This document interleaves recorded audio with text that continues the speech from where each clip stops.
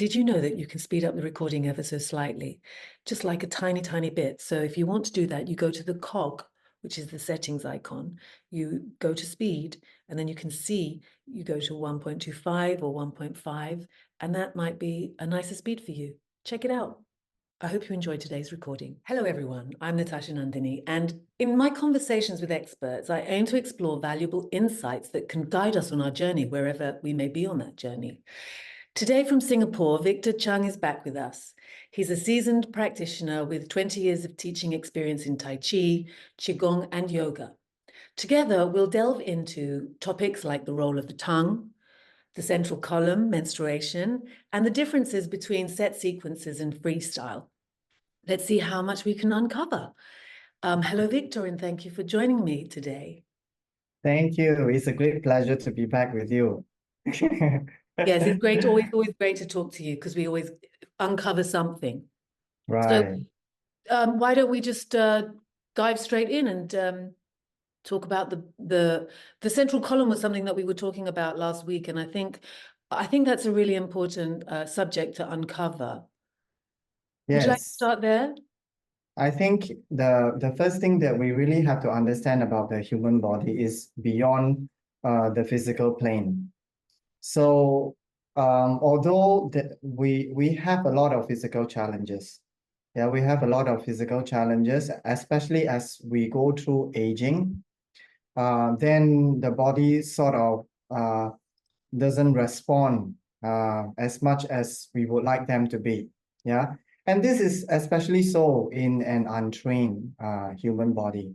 Yeah. As we get less and less physical training as we age, then naturally we're going to face more and more physical challenges.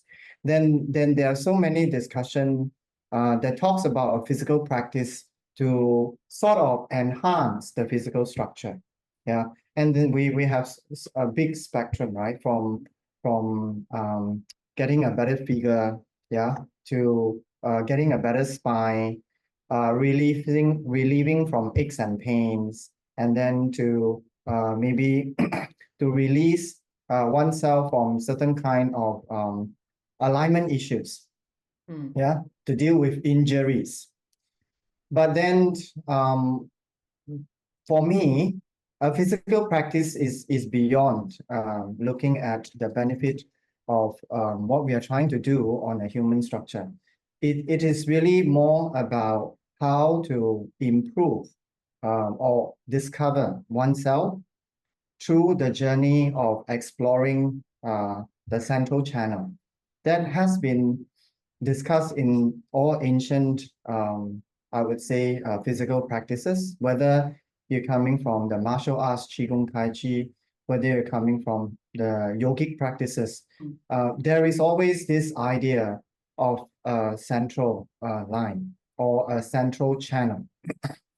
So the question for us is to really understand the importance of coming back into this center line, holding this center line as we move, yeah, and to even go beyond that to discover the energetic imprint that is within this central channel.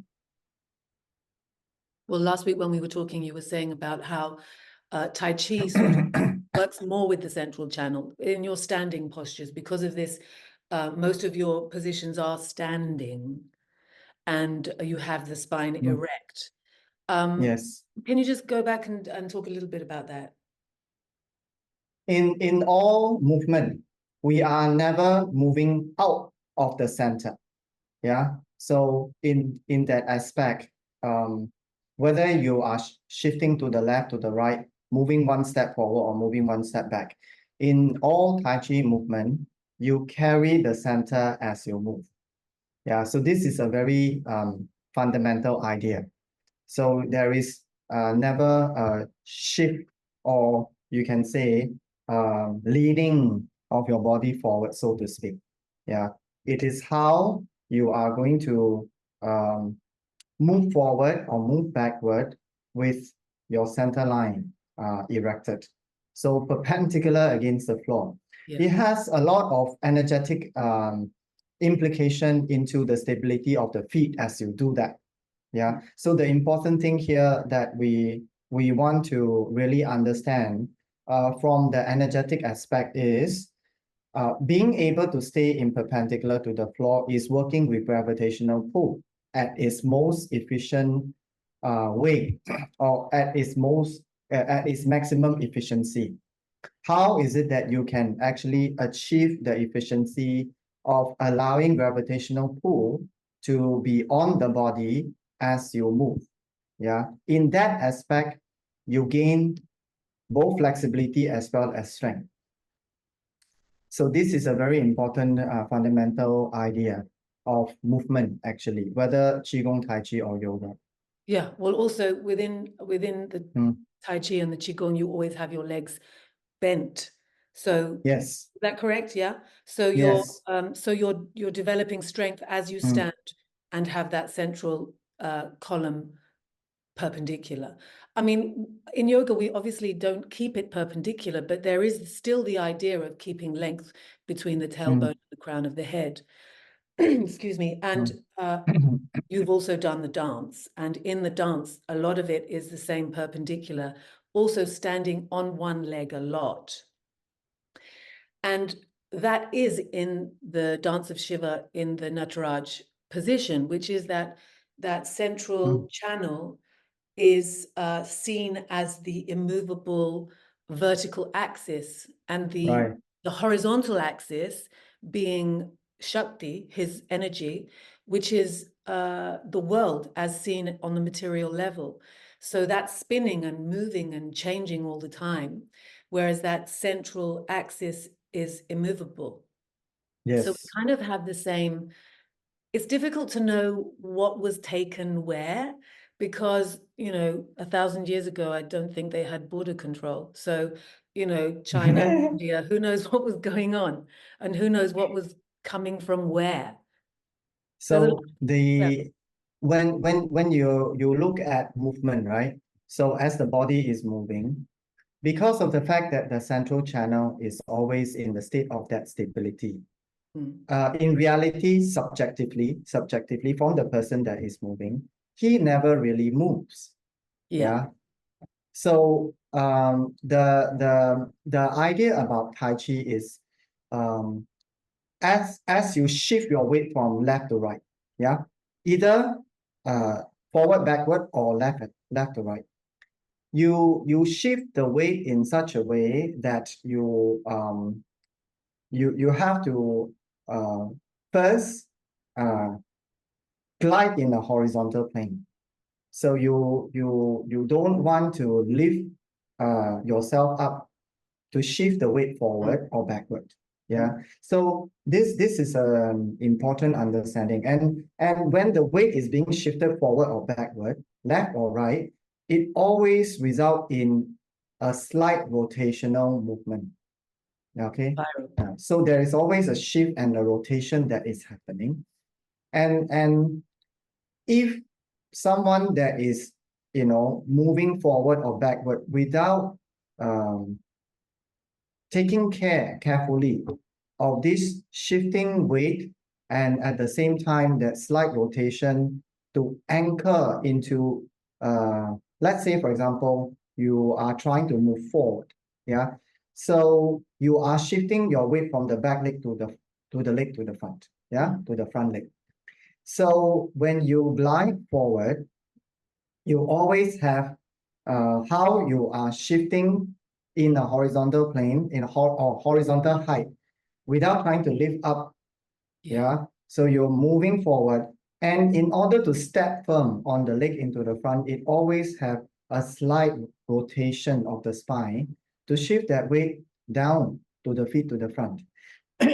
So this is the way to efficiently and effectively, yeah, shift weight from the back leg to the front leg. Can you This just is one explain? example. Can you just explain what you mean by a slight rotation in the spine? Yeah, so actually is the spine and the pelvis working all together at the same time. Yeah, it's not just a spinal rotation, but because you are trying to shift the weight to step forward more to the front, yeah, there is a pelvis and a rotation on the spine to step because if you are working on just a straight line, you will not be effectively shifting the weight into the front leg. More emphasis on the pelvis. Let's say if the front leg is the right leg, in order to completely shift your weight to the right hip, yeah, it always causes a slight rotation, yeah, of the pelvis and the spinal column to anchor down onto the feet at the front. So this stops, I guess, this stops, like in the dance, it stops the body from, as you move forward, it stops the vertical axis from tilting. Yes. It keeps the vertical axis completely vertical. And Yes. so are the feet, like in the dance, for most of those positions that you're talking, are they slightly turned out? Or are they facing forward? The back leg, yes. The back leg is always in that 45-degree angle. Yeah. And you see, this is the part where Tai Chi differs from many of the movement practices. Tai Chi never move in a linear. Okay. So if you imagine that there is a linear line on the floor that is straight, yeah. Tai Chi is moving in a 45-degree. Yeah, in a 45-degree Like a to wave. shift along that linear line. Okay. So, but the body is always staying in that 45-degree angle. Yeah. Right. So it will move 45-degree and then the next step will be 45-degree, 45, 45, 45. That is how the body is moving forward along that linear plane. Okay, so there isn't a frontal linear movement that happens in Tai Chi. Yeah, but you have to understand that because Tai Chi is a form of martial arts, it has that application of defense. So in a 45-degree angle is one of the best positioning, yeah, for overcoming the opponent. So that is the reason why. It is not a pure physical practice for like improving or purely for the sake of exercising. Yeah, we always have to remember that Tai Chi has application for self-defense. Yeah, it is at the end of the day a kind of a martial arts, but practiced correctly. Yeah, practicing the form correctly, of course, it gives a lot of physical benefit.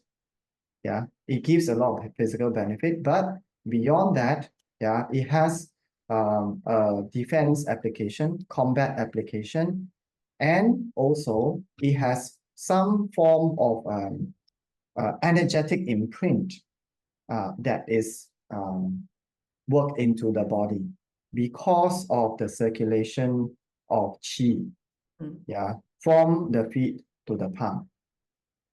So that idea, yeah, so that's why today you can practice Tai Chi in a very simple-minded way without much understanding on, let's say, the combat and the defense application.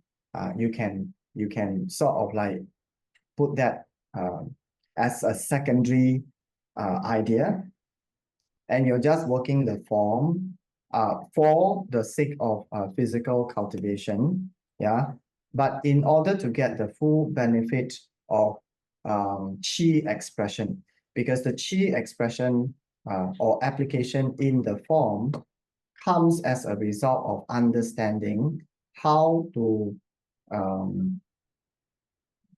shift your weight and shift the whole body in a way that the force is moving at a trajectory. Okay, so then there is also, even though you're not trying to do this for defense purposes, by practicing in this way, yeah, there is a qi application in those movements. Well, you can kind of see when somebody is just making the shape and you can see when the shape is being made by something internal. Yes. You can see it when someone is doing it. But does that not also lead to meditation, because you're Yes. meditation standing? Actually, there is so much of that meditative quality you need to have in order to practice Tai Chi well. Yeah. So the first thing is the stability of the feet. Yeah. So you need to have the stability of the feet, the fluidity of the pelvis. Okay, which is difficult to first understand. Yeah. Because as I said, there is a lot of shifting of weight uh, between the two legs. At any one time, you're shifting left to right, right to left, left to right, right to left. And as you shift your weight, you are trying to release the pelvis actually. And that's why I said this is a skill that needs to be cultivated. Okay, because if you're thinking about a linear shifting, yeah, I shift from back to front, yeah, you are more likely when you do that to jam to whatever place that is the direction that you're moving towards. Yeah. Yeah. So how is it that you can actually sit deeply into the pelvis as compared to just shifting? Yeah. So there is that difference. Yeah. So It comes are back to you the trying spine to again. yeah, so are you trying to jam into the pelvis, or are you trying to sit into the pelvis? So this is again a different concept. Yeah. So how are we going to shift our weight left, right, yeah, or side to side, yeah. But in that movement, you are releasing the pelvis. When you are able to release the pelvis, you are also able to release the lower back. When you are able to release the lower back, you also can feel the relaxation of the shoulders. So how would Okay, you the do it, shoulder Victor? blades. How would you do it, Hmm? Victor? How would you do it? So as I mentioned, the important thing here, you see, for us, we have a pelvis that is slightly tucked. Yeah, the tailbone just slightly tucked. Ah, Okay, I don't just like slightly tucked. Yeah, not so you need to do that because the navel needs to stay back. Okay, so you need to have the pelvis, the tailbone slightly tucked. But when you are doing that, again, you have to feel the relaxation of the pelvis on the two sides. Okay, so that's why the legs cannot be completely straight. You understand? So there Are is a you sure? suspension idea that It, is happening. is Yeah, it really that the pelvis is slightly tucked, or is it that is it just that the tailbone is pointing to the heels, where it seems like it's yeah. tucked, but it's not really tucking? Okay, so excessive tucking definitely is not encouraged. Yeah, but we have to in order to get the spinal column perpendicular to the floor, it depends on the person's structure. Yeah. Okay, the tucking will be quite different depending on the pelvis situation, how tight they are, and depending on the spinal situation. Because um, when we look at the spine, we want a bipolar action. Yeah. So on the one action is this idea of a tailbone pointing down. Yeah. But in Qigong and Tai Chi, they are in a suspended idea. Okay. So you are not trying to put stress into the sacrum or the pelvis region. Yeah. So by not putting in stress, that's why both legs, okay, is relatively bent. Okay. So for example, we have um, uh, let's say one leg forward, one leg back. Yeah. So it's like you can say Parsva Konasana type of idea. Yeah. but the body Spine is straight. staying up, right? But the back leg is you need to extend, but you don't extend completely. Okay, you don't extend completely. And you are taking the tailbone slightly in, which means that the back leg actually has a slight external rotation that is happening. Okay, and then the front leg is bent. We don't need to, in martial arts, in hardcore martial arts, the front leg will be in 90. Yeah, but in Tai Chi and in Qigong, we don't require this kind of a hardcore 90 degree. It's keep bent. Yeah, it's keep bent to create the suspension of the pelvis region. So the spine have especially from the lower back perspective down to the sacrum and the coccyx, it has this ability to sink, yeah, to sink down in that state of suspension. But from the opposite side, which is the crown has to be lifted.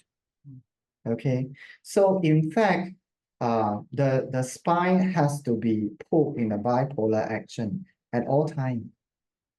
For me, for me, it's like the posterior spine from the back of the navel is lengthening, but then the front part is sort of drawing towards the navel, which allows the navel to release back. Is that similar? Is that the same? Yeah, yeah, yes. And do you have any sort of gazes that you have, like, so even though the eyes are open, we have different, we're not really Yeah, looking so externally. There's like an so the internal dristi, looking. so the dristi is quite different, yeah, Okay. because you have to understand that it's technically it's a martial arts form, Mm. yeah. So the dristi follow the hand actually in Tai Chi, But is it yeah. like You follow the focused on the hand, hand, or is it like peripheral? yeah. Yeah, so you focus where the hand is going, that's where you are looking. Okay. Because the idea is that you are doing the form as if there is an opponent in front of you. Mm. Like, all the movement, yeah, is actually like somebody is attacking onto you. Yeah, so the arm is swiping. So as the arm is swiping, you are also following the direction of the hand. Yeah, as the hand stops, then that's where you're looking. Okay. And do you only have set forms, or is there something between do you also have freestyle?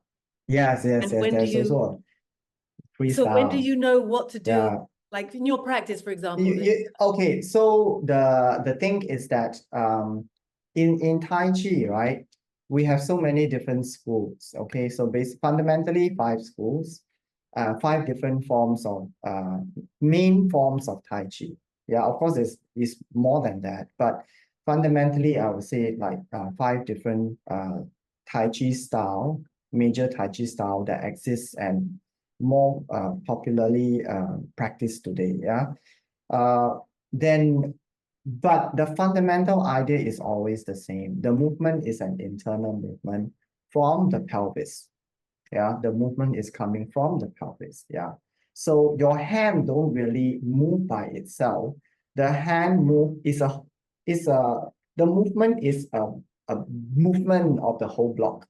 Yeah, it's not a movement of the hand. So for an untrained person that is looking, they may have a lot of misunderstanding about that particular movement. Each of the movement of the Tai Chi, because Tai Chi move in a single block. Okay, it's because the force come. Yeah, it's more forceful. Yeah, if you are moving in a single block to push your opponent, then it's the hand that is moving. right? Okay, so the pelvis has to be as like water, we say.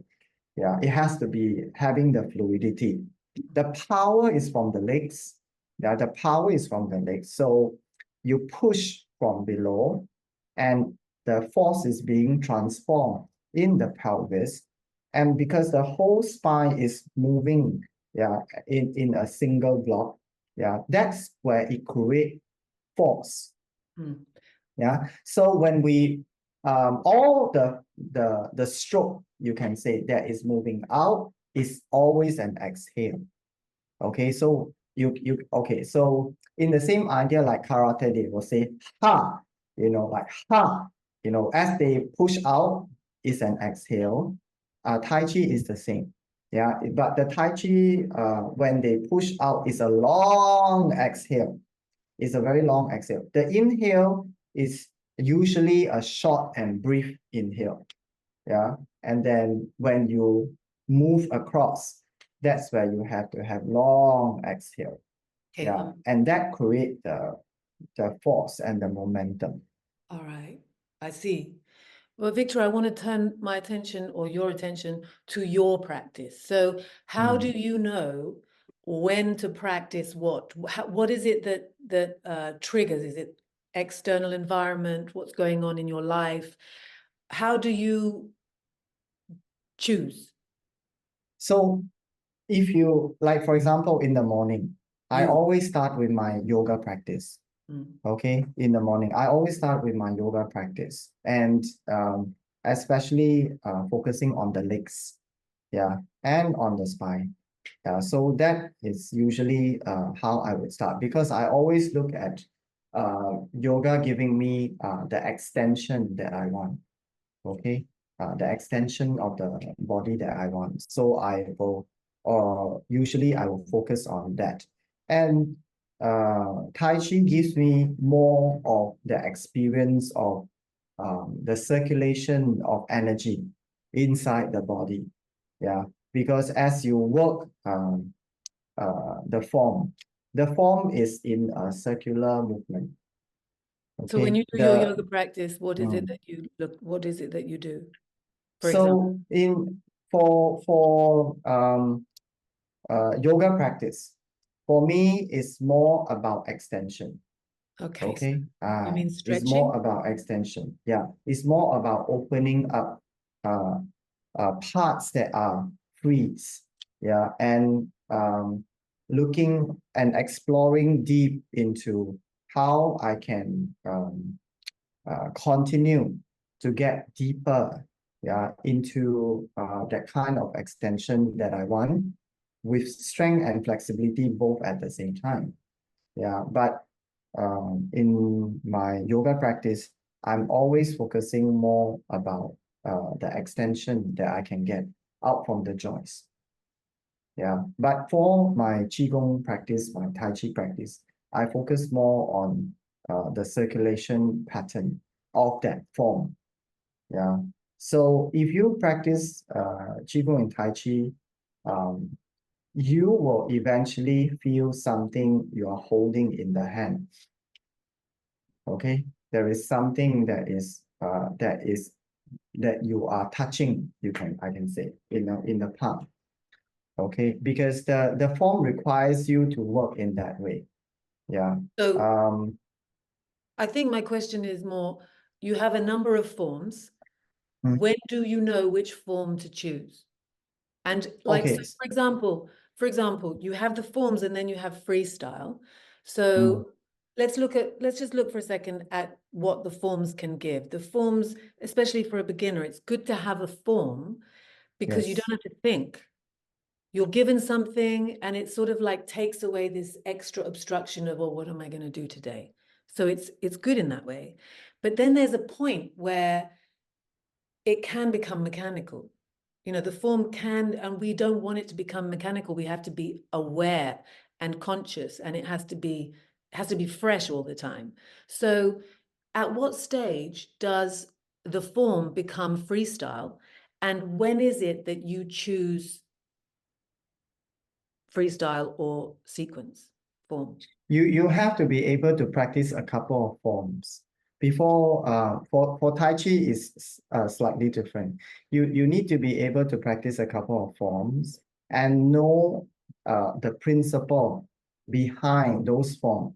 Mm. Yeah, and see the similarity of those requirements before you can actually merge things together. It's not easy to merge different forms of Tai Chi and come into a freestyle, because we also have to look at the application of like the practical combat and defense application. Does it is it logical? Yeah, does it make logical sense to put the various things together? So for people that are practicing Tai Chi, usually when they take one form, it will last for a couple of years. Okay. Yeah, yeah. So in Tai Chi, usually to master one form, it may require about 3 years. Yeah, to completely get the form. Yeah, it may takes you about 3 years. Well, okay, so like for example, we have Chikitsa Krama, like we have so 15 years ago or so, a friend of mine, she wanted to go and see this teacher that had just arrived from China. And so I went with her and we walked in, and the first thing he said to me was, "You're angry for no reason." And I denied it angrily, and my friend just burst out laughing. And so, there is something that he could see within me. I just like to say that I'm not angry anymore. That it's something that he could see in me that in the way that I looked, perhaps the color of my skin. And then would I have been given a certain practice to reduce the anger? You see, at the end of the day, it is this idea of grounding your chi. Mm, Yeah, this is the fundamental, whether Qigong or Tai Chi, both working at the same principle, because only if you can ground, you can harmonize the five chi, yeah, which is the wood, the fire, the earth, the metal, and the water. So without this idea of grounding the chi, you cannot harmonize the five energies. yeah, Yeah. cool. If and we are looking at a state of equilibrium. We are looking at that. Yeah. When you practice and you are able to find that harmonious practice, how would you know? Are you going too fast? Yeah. Or are you going too slow? How to synchronize a pace? Because the pace actually depends on the breathing, right? What is the right pace? Nobody can tell you, but we know as the body, you see, there are only two ideas. Yeah, one, the body come into a closure, and expansion when so you either come back to the center line or you're moving out from the center. So there's only these two. So the Chinese call this opening and closing. Okay. And when you close in, is an inhale. As you move out, is an exhale. So that's why the breathing in the form is actually known as the reverse breath, reverse breathing. It is not exactly the same, but I do see that there is a need to apply reverse breathing in some of the yoga asana, which will maybe make things a little bit more efficient. So when you say, I mean, the idea that I have in my mind is especially to keep the navel back to the spine. And if one uses a bit of Uddiyana, it helps on the inhale to keep the navel back. But when you say reverse breathing, what do you mean? So typically, um, um, when you move out, yeah, typically if you extend or up, or you extend forward, you may like to inhale. Okay, so we inhale up, exhale down. So in that way, yeah, in a simpler simplistic way of looking, right? When you open up, you inhale, and when the body come into closure, you do an exhale. But it is not the case in Qigong. Mm. It's not the case in Tai Chi. Yeah. When the body close back into the center, you inhale. When you're moving out from the center, you exhale. Okay, because as I said, at the end, there is a martial arts application to be considered. Yeah, so when you move out, you are exerting force. Yeah, you're trying to push your opponent. Yeah, you're trying to use an exertion to push your opponent out from his center. So when you are pushing out, you are actually exhaling. Yeah, that's the reason why. Yeah, but there is also an implication for internal energy circulation when you apply the reverse breathing. There is also an internal application of that. Yeah, during meditation when we are doing standing meditation, there is also that is happening. Yeah, because we are drawing the energy from the earth, from below, from the base of the feet to come up. As we draw, yeah, we are drawing by inhaling, but in order for this to successfully penetrate the governing channel of the back, yeah, you cannot push the stomach forward. Yeah, you have to keep the chi more closer to the back by drawing in the navel, because we are exerting from the back line to come up. Yeah. And then in order for the energy to come back down to the earth, right? So as it's coming to the chest and relaxing down to the earth, right? We let go of our abdominal region to allow the chi to come down through the conception vessel and go down back to the base of the feet. So that's how the breathing is like going to be slightly different. Yeah. And okay, well, let's move on a little bit now to what's the idea of what one practices during menstruation? Because do you have a certain set of things that should be done? In Does the practice general, change for the it ladies? depends on how difficult the menstruation is. Yeah. So if the person is feeling any sense of um, uh, physical challenges, any kind of difficult symptoms, of course, um, in the extreme cases, you have to take rest. Yeah. But in general, I would say, you should, my recommendation is that you take more supportive role, like using a bolster or using some kind of a chair, yeah, or you have to use more blocks in order to come into a forward bend. Yeah, I don't think you the pelvis uh, is going to be exerted a lot. It won't be a very good idea. So I don't encourage like Udiana and all that. But coming into a restful state, is recommended. Yeah. In So like for example, take your legs up the wall. Yeah, and taking the legs up the wall and just lying on the floor. you mean that's your yoga perspective, or what about the Tai Chi perspective? So like for the Tai Chi perspective, we if you ask me, we don't really have any if the person is not too tired, if the person is not having a lot of difficulty, just slow down that pace in the movement. Okay. That's all.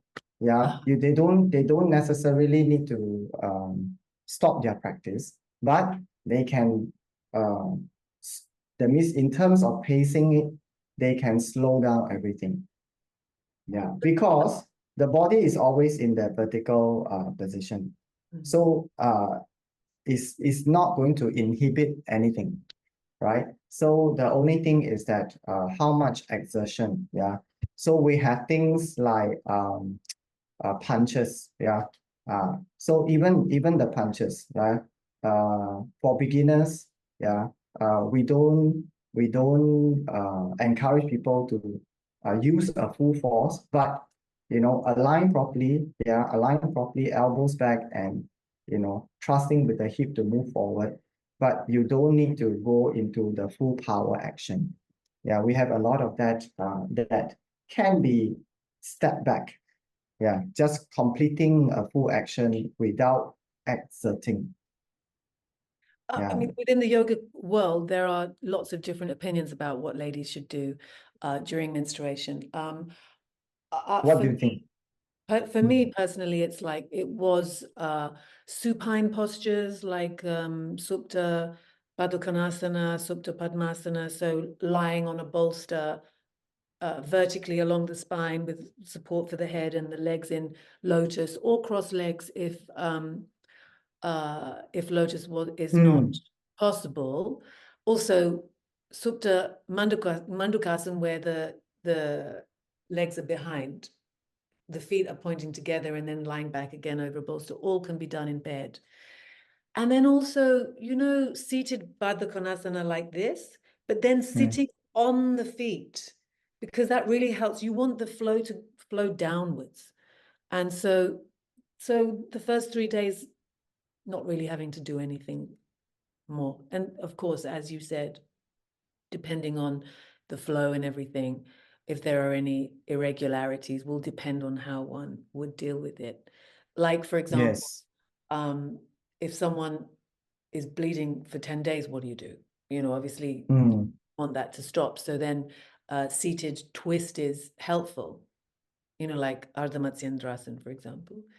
But other people, I've been to classes in the old days, and they were saying that their teacher allows semi Uddiyana, which I find a little bit. I think that's a bit difficult and maybe a bit disturbing. But everyone to their own, it seems. For Yeah. me, that's what worked, and Mm. and now I don't have that. So,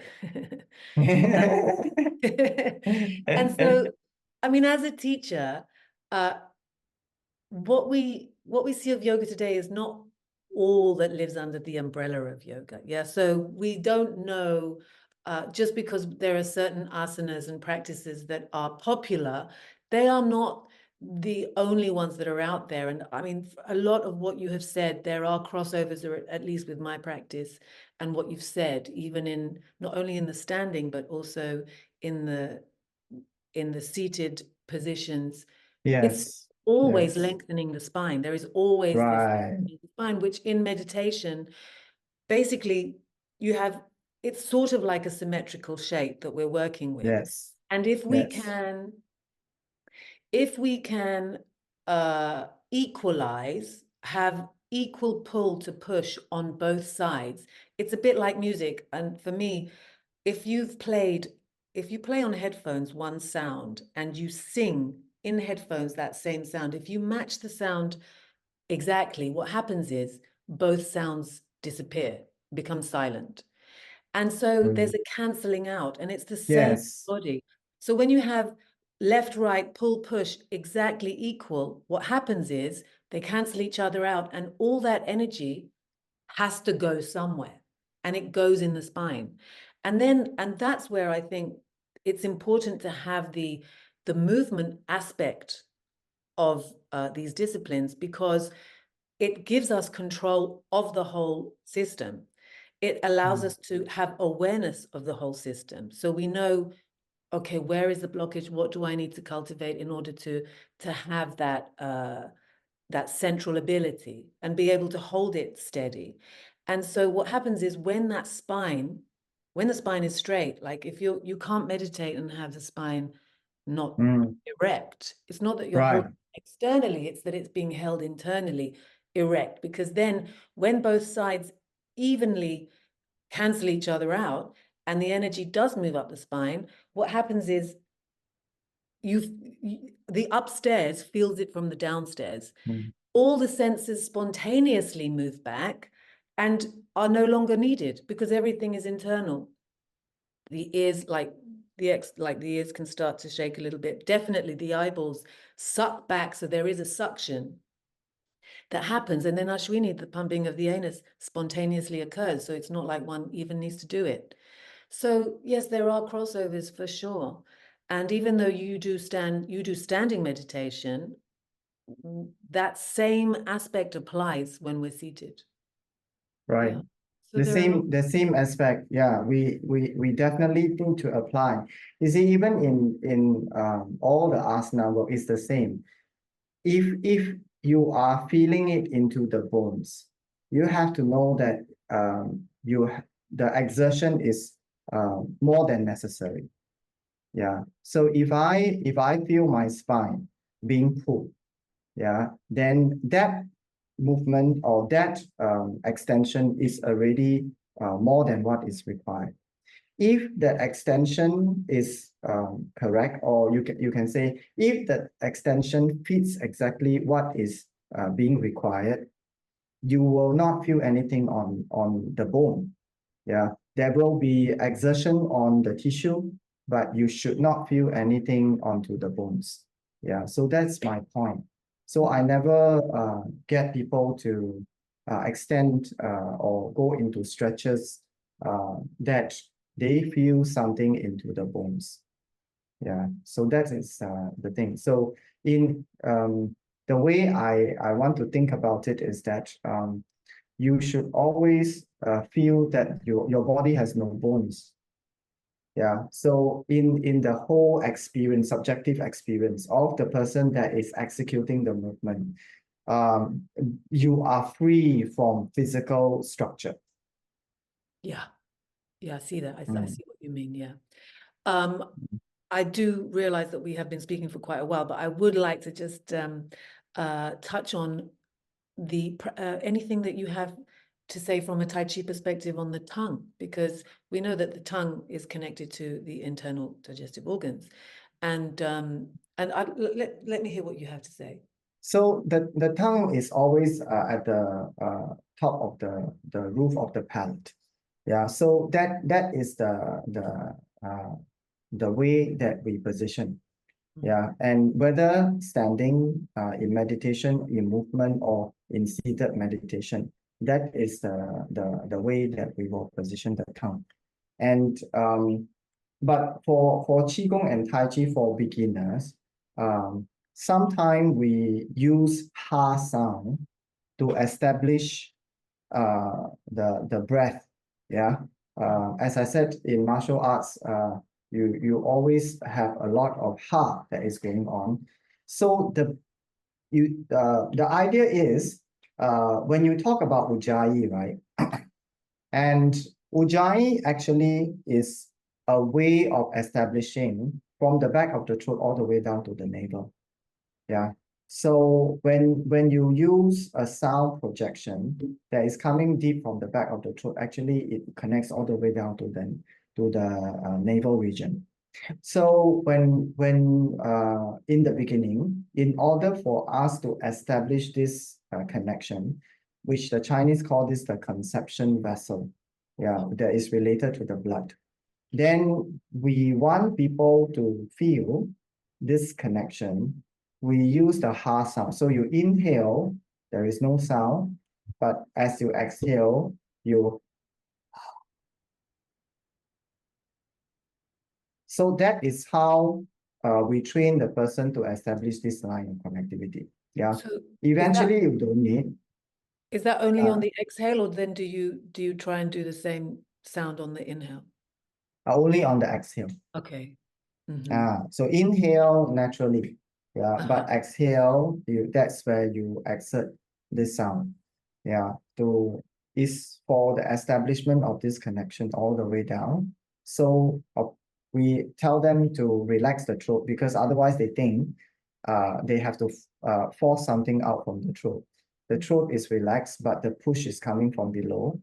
Then this help them to also exert more force into the diaphragm, okay, to push the work into the diaphragm more. But of course, eventually you don't need, because once you understood how to connect, yeah, you don't need to have the sound, yeah. But in certain punches that we do, we still do it, because when you work on the punches, yeah, you need to have more power. Yeah, so the sound helps in exerting that force. Yeah, help in exerting that force. But in general, I would say, except at, when you if you are working the form in a soft and relaxed manner, then you always place the tongue at the top of the palate, at the roof of the palate. Well, What Victor, about yoga? oh, so for me, I mean, I these days what I teach is to put it at the just behind the front teeth. And I think about I think I try and get my students to widen the tongue, the sides of the tongue, because it's really hard to widen the tongue and keep the tongue tense. If you're thinking about widening the tongue, it's forcing you to make it relaxed. But later, what happens is that the tongue naturally goes vertically up at the back, and it sort of stays there, and it sort of makes the attention turn very inward. Also, in forward bends, or if you're lying on the floor, uh, it helps Mm, with suction, and it also helps mm, with going deeper into the position because the yes. uddiyana naturally becomes uh, tighter. Mm, But it's not that it goes, you don't have to place it there. It sort of goes there at some point, and then you let it go there. And then, of course, because the tongue is related to digestion, yes. what you what you want to eat or what you crave, or actually Mm, craving end, they stop. Um, it's related very much to the tongue. So daily, what I do is I milk the tongue every morning. First thing I do is oh. that. Yeah. Mm, So with a face towel, I hold it and I pull it, turn, make this and this. And what happens is all this. First, I actually rub the tongue with my fingers so that the gunk from the previous or even from the night, it all comes out of the organs. We throw that away. Then milk the tongue. Then clean the tongue with the towel, and then other stuff. But mm, what for me, what that helps is that if I'm stiff, if I have ever been stiff, that will take away all stiffness. mm. Yeah, it really, Wow. really does. Yeah. And there's a lot of stuff, there's a lot of spitting that happens. But honestly, if I was feeling tired after the tongue activity, it's all gone. Yeah. So the one thing I also find out for my, in my journey is that as you practice more and more, you actually reduce food. You Yeah. naturally eat less, naturally. And like for me, fasting is part of my life. Yeah. Uh-huh. So in most days I only have one meal. I only eat once. Yeah. And I'm vegetarian. So it's important to keep your food check to improve the fire that is inside. And when you practice, then it always gives a very how to say uh, harmonized experience. Yeah, no matter how short the practice is, yeah, you always feel this harmonizing effect of the practice. Mm. I Yeah. think it's also just important to say that it is a process. Just for listeners who may be struggling with food, which I have done in the past, is that over a period of time, what you want to eat and put in your body does change with the practice. So it's not that you have to force yourself to change it. It's not that you have to force yourself to change what you eat, but it will change. And you will notice that when I eat X, Y, Z, my practice doesn't feel as good as if I Mm, stick to A, B, and C. And at right. some point, Mm, the looking after the practice becomes more important than putting X, Y, and Z in there. mm, You see, because also then you start to get this, the awareness increases. And so you start mm. to become more sensitive to how certain foods are affecting the system. Yeah. So I think it's good to just go with the process and not force too much. Right. Right. Yes, like if especially in Asia, right? We always have this idea that you must take 3 meals a day. Mm. Yeah, something is missing. Like it's not right. There must be 3 meals. And you also eat when you are not hungry. There is no when there is no hunger, you still force feed yourself to eat. And that is also one area that is we have to look into. Yeah. So when we force feed in this way, yeah, that it causes a lot of what the Chinese call dampness in the body, especially when you can't digest properly, or the body sort of don't digest well, yeah, after every meal is taken. Yeah, either lacking of time to completely digest, and then the next meal come in already. So then you accumulate a lot of stuff along the digestive tract. Yeah, so if we can um, over time, yeah, reduce the amount of eating, then you'll find that you have more energy. For sure. And everything is easier. Walking up the stairs, walking down the street, everything becomes easier. And it's the same South Asia. When I was growing up, it was very difficult they put the food on your plate. It's, Yes. and that's why Yeah. you shouldn't empty your plate, because as soon as your plate's empty, you're going to have more food put on there. But, and also when I go to India, it took me about 15 years for them to just sort of say, oh, leave her. She's not going to eat that. She's not going to eat. Because otherwise, they were always like, why? But, the thing is, what you were saying about eating when you're hungry or overfeeding, it's like the washing machine, that you overfill the washing machine and then the clothes don't get clean because the washing machine can't turn. Or it's like the fire that you were talking about. It's not going to be strong enough to digest the food. Throwing too much water on the fire will put the fire out. Yeah. So yes, small changes for everyone, small changes. And observation, I think, is useful. Yes. Victor, I'm sure this is not the last time that we're going to have a chat. And I just really hope that the listeners and the viewers are getting something. Obviously, not everything is for everybody, and I'm sure, but I am sure that you will be able to take something from there.